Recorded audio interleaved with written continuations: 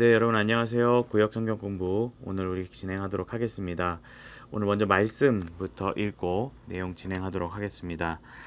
보실 말씀은 역대상 29장 11절부터 13절까지 한번 같이 읽어보도록 하겠습니다. 시작. 여호와여, 위대하심과 권능과 영광과 승리와 위엄이 다 주께 속하였사오니 천지에 있는 것이 다 주의 것이로소이다. 여호와여, 주권도 주께 속하였사오니 주는 높으사 만물의 머리이심이니이다. 부와 귀가 주께로 말미암고 또 주는 만물의 주제가 되사 손에 권세와 능력이 있사오니 모든 사람을 크게 하심과 강하게 하심이 주의 손에 있나이다. 우리 하나님이여, 이제 우리가 주께 감사하오며 주의 영화로운 이름을 찬양하나이다. 아멘. 예, 오늘은 이제 우리가 주기도문 전체 내용의 마지막 부분, 마지막 문장, 또 우리가 처음에 구조를 이야기했을 때는 어떤 결론부에 해당하는 이 송영 부분을 함께 살펴보려고 합니다. 이 부분은 주기도문이라고 우리가 부르는 이 부분에서 전체 내용 중에서 어떤 간구의 내용이 아니라 하나님께 고백하고 하나님을 찬양하는 그러한 내용에 해당되는 송영에 해당한다라고 말할 수 있겠습니다. 그래서 우리의 기도의 초점이 하나님을 중심으로 하였다가 우리 인간, 우리에게 집중이 되었다가 다시 하나님께로 바뀌는 그런 형태를 우리가 확인할 수 있습니다. 이 주기도문 우리가 처음에 생각을 해봤을 때 이 주님께서는 어떤 우리에게 필요한 간구를 하기 이전에 하나님께 마땅히 영광과 또 그 나라와 뜻에 대한 간구를 해야 된다라는 것을 주님께서 우리에게 가르쳐 주셨습니다. 그래서 우리가 그러한 기도를 해야 된다는 것을 잘 생각을 했고요. 또 그런 후에 이후에 우리의 기도를 이제 드리는 그런 흐름으로 우리는 기도를 하도록 배웠습니다. 중요한 것은 하나님에 대한 간구, 하나님을 위한 하나님께 대한 어떤 특정한 그런 간구와 어떤 우리에 대한 인간에 대한 간구가 굉장히 나뉜 것처럼 우리가 너무 그 구조화시키면서 이원화시키는 이원론적으로 대하는 그런 모습은 우리가 지양해야 한다라는 것입니다. 사실 우리의 존재 목적, 우리 인간이 살아가는 존재의 의의라는 것이 하나님을 영화롭게 하고 하나님을 즐거워하는 데 있기 때문에 결국은 우리를 위한 간구도 하나님의 영광을 위한 것이고 또 그러한 목적 아래서 우리가 기도하고 하나님께 간구하는 모습이 필요한 것이죠. 그리고 또 하나님은 우리의 일상을 통해서 영광을 받으신다라는 점도 우리는 같이 기억해야 할 것입니다. 그래서 우리는 기도하는 것의 그 초점이 하나님께 영광이 되는 하나님의 영광을 고백하고 높여드리는 그러한 송영으로 기도를 해야 되고 오늘 우리가 살펴볼 이 송영도 결국은 그러한 송영 하나님을 높여드리는 고백으로서 기도가 마무리된다라는 것을 우리가 볼 수 있습니다. 특히 이 아버지께 영원히 있사옵나이다 이런 내용 이런 표현들 어떤 아버지께 있다 소유격적으로 이렇게 표현하는 것들 또 영원히 이런 부사 이런 것들이 우리 기도의 어떤 성격 본질 이런 것들을 잘 표현하고 있다라고 할 수 있겠습니다. 그래서 이 시간에는 우리가 주기도문의 마지막 문장으로 해당되는 이 송영으로서의 내용 특히 이 송영이 무엇인가라는 것도 잠시 생각을 해보려고 하고요. 또 거기서 구하고 있는 나라와 권세와 영광 이 개념이 구해지고 있는데 그 가운데 세 개 중에 먼저 나라 여기까지만 한번 살펴보고 그 다음 주에 권세와 영광 하면서 마무리를 짓는 것으로 해보려고 합니다. 그렇다면 먼저 우리가 송영이 무엇인가 생각을 해보려고 합니다. 여러분 송영 다 들어보시지 않았습니까? 특히 이 마지막 문장을 송영이라고 우리가 부르는데 송영은 이제 한글 단어이고 영어 표현으로 독솔로지라고 이렇게 표현하기도 합니다.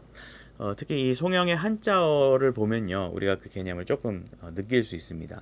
길일송, 영화영 이런 단어로 한자 단어로 구성되어 있다라는 거 봤을 때 영광을 기린다, 영화롭게 한다라는 그런 개념을 나타내고 있습니다.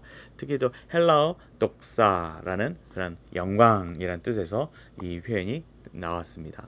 그래서 이 송영이라고 우리가 말을 할 때, 송영을 한다라고 할 때 하나님께 영광을 돌리는 어떤 그러한 짧고 간결한 어떤 찬양의 형식을 송영이라고 우리가 표현을 합니다. 그래서 이 송영의 쓰임새를 보면 예배 그리고 찬송, 성경에서 주로 이제 이 송영의 개념이 등장을 하는데요.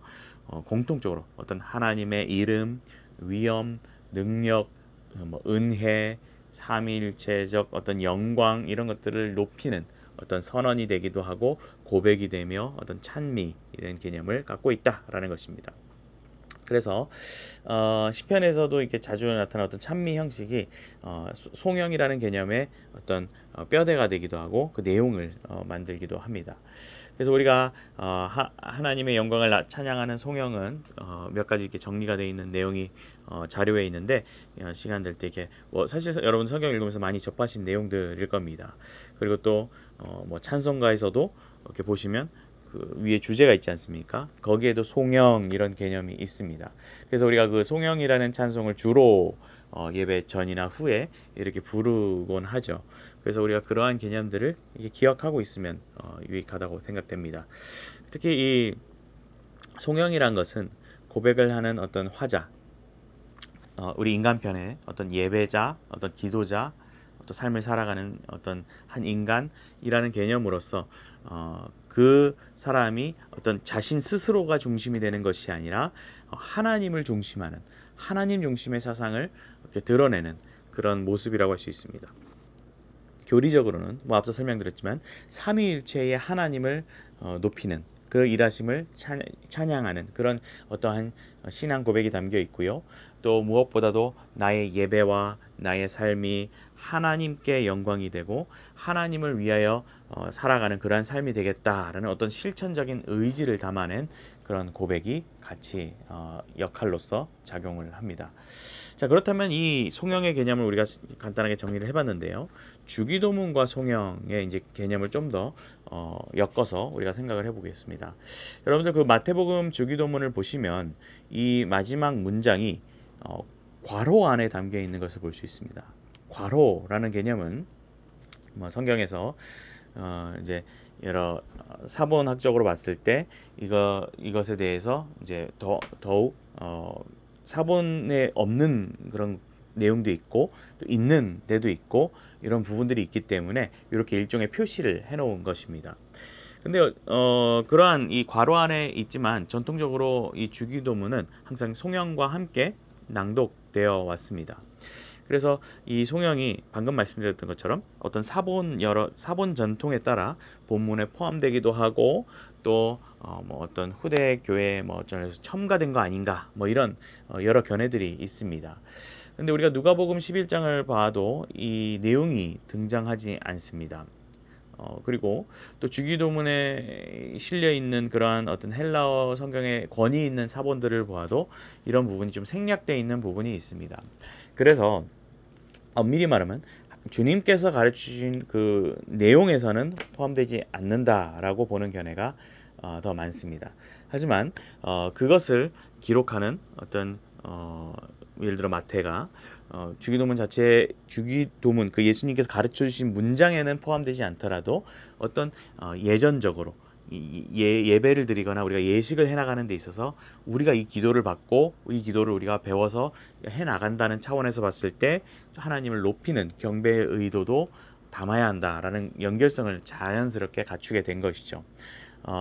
그런 저자의 의도가 있었을 것이라고 보면서 그 가운데 이 초대교회 때부터 지금에 이르기까지 거의 모든 교회에서 주기도문으로 함께 이 성경이 포함되어 사용됐다는 것은 그만큼 교회 안에서 영적 유익을 받고 있고 또 하나님께서 우리에게 받기를 원하시는 기도로서 적합하다라는 것을 우리가 생각해 볼 수 있습니다. 특히 초대교회 교인들이 이 송영을 포함하여 주기도문을 했다는 것, 예를 들어 외경 디다케라는 어떤 사도들의 교훈을 담았다는 그런 사본의 외경에서도 그러한 송영의 개념이 등장을 하고 있다라는 것은 주님께서 그 가르쳐 주시고 그것을 받은 신자들의 고백 가운데 송영의 개념이 분명히 있었다라는 것을 우리가 생각해 볼 수 있습니다. 도널드 해그너라는 학자는 이 송영이 역대상 29장 우리가 읽은 구절입니다. 여기서 비롯되었을 가능성이 크다라고 주장하기도 합니다. 아무튼 이 역사적으로 이것이 송영을 넣을지 생략할지 이런 첨가할지 이런 것들을 갖고 의견이 갈리기도 했습니다. 송영을 포함시키고자 한 쪽이 오히려 이제 좀 소수였고 다수가 반대하기도 하였습니다. 대표적으로 아우구스티누스는 송영을 주기도문에 포함시키는 것이 적합하지 않다라고 보았지만 에라스무스나 칼빈 같은 경우는 포함시키는 것이 적합하다라고 아마 제가 방금 설명한 그런 내용을 토대로 그렇게 주장을 한 것으로 알려지고 있습니다. 혹 예수님께서 이런 송영이 없는 주기도문을 가르쳐 주셨다고 할지라도 제자들과 또 초대교회 교인들이 그 주님의 기도를 받아 그 합당한 뜻에 따라 그 또 유대인의 간습을 따라 영광성을 붙여서 이렇게 사용하는 것이 유익하고 또 그것이 학자들이 보는 어떤 역사적인 견해이기도 합니다. 그것이 그래서 이 송영이 주기도문의 권위를 갖느냐라는 질문과 그런 것들이 있지만 주님께 배운 기도의 내용, 그런 자세, 어떤 신앙생활, 태도 이런 것들을 할 때는 그러한 탄원자로서 우리가 하나님을 높이는 것은 굉장히 유익하고 또 마땅한 점이 분명합니다. 그래서 우리는 이것이 주기도문의 한 곳으로 포함되는 것을 인정할 수 있는 그러한 내용으로 받아들이는 것이죠. 그래서 우리가 이러한 주기도문을 송영의 개념과 어떤 관계를 갖고 있는지 이렇게 대략적으로 살펴봤고요. 자, 그렇다면 이제 여기서 세 가지를 우리 구하고 있습니다. 그 가운데 특별히 나라가 무엇인지 다시 한번 마지막으로 정리를 하려고 합니다. 사실 이 내용은 우리가 앞서 정리한 내용이기도 합니다. 이 나라는 여기서 말하고 있는 나라는 하나님의 나라를 말하는 것이겠죠. 이 나라는 곧 하나님의 소유이고요. 하나님의 어떤 주권적 통치가 펼쳐지는 그것이 적용되는 어떤 그러한 사실을 명확하게 해주고 있습니다. 이 다윗도 주님 나라가 당신의 것입니다 라고 이렇게 고백한 것을 우리가 성경에서 읽었고요. 또 주기도문 초반에 우리가 이러한 내용 하나님의 나라의 계획, 어떤 목적, 어떤 진행 이런 내용들을 우리가 앞서 살펴본 바 있습니다.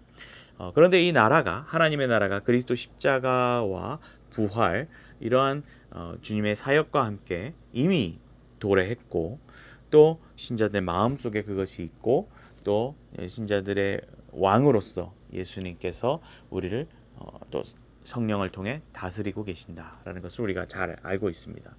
그래서 우리는 그리스도의 어떤 십자가와 부활을 전파하는 삶을 살아가고요. 그런 것이 어떤 교회 운동과 함께 하나님의 나라가 유지되고 진행된다. 그리고 결국은 어떤 참된 영원한 왕과 그 영광을 인정하게 될 날이 오게 된다라는 것입니다.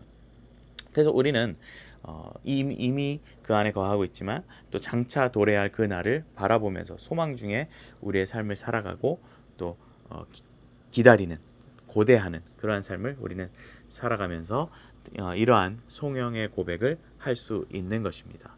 그래서 오늘날에는 어떤 사회계약 같은 그런 사상을 통해서 어떤 그런 사조를 통해서 국민의 의한 국민을 위한 이런 우리가 어떤 구호를 많이 들어보지 않았습니까? 그런 개념이 굉장히 많이 받아들였고 사실 그 말은 굉장히 바람직하고 정치적으로 좋은 구호입니다.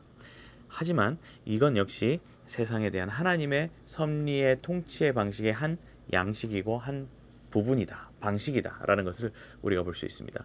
가장 바람직하고 가장 옳은 표현을 찾는다면 거기에 하나님을 우리가 넣어볼 수 있겠죠. 하나님에 의한 또 하나님을 위한 우리는 그러한 나라를 살아가고 있고 그런 나라를 추구하며 나아가야 하는 것입니다.